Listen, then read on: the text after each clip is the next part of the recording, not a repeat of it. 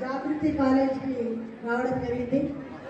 College యాజమాన్యానికి అదేవిధంగా ప్రధాన ఉపాధ్యాయులకు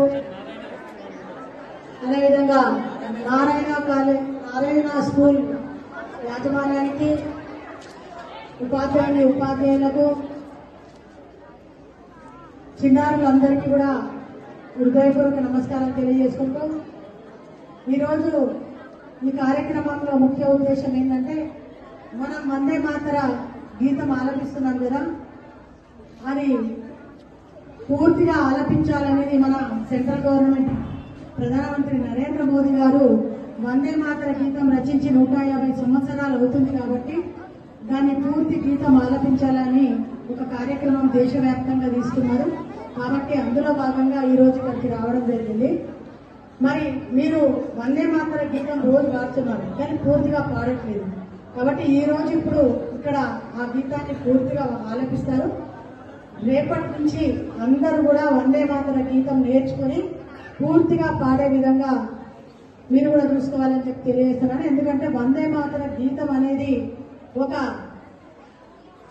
పాట కాదు, అదేవిధంగా ఒక ఎంటర్టైన్మెంట్ గురించి కాదు, ఏదో ఒక ఫంక్షన్స్ కో లేదంటే కార్యక్రమాలకో పాడి విడిచిపెట్టారు కదా. వందే మాతర గీతం అంటేనే మనలో ఒక ఉద్యమాన్ని రేకెత్తించినటువంటి గీతం, మనలో ఒక శక్తిగా ఆదిశక్తిగా నిలిచి మన దేశంలో బ్రిటిష్ వాళ్ళు పరిపాలిస్తున్నప్పుడు మనం ఆ దేశాన్ని కైవసం చేసుకోవడానికి భారతీయులు అందరూ కూడా ఎన్నో ఉద్యమాలలో మరి వారి తుపాకులకు ఎదురొట్టి నిలబడినప్పుడు వారి బలం ఏంటంటే మనుషులను చూసేవారు, భారతీయులను చూసేవారు.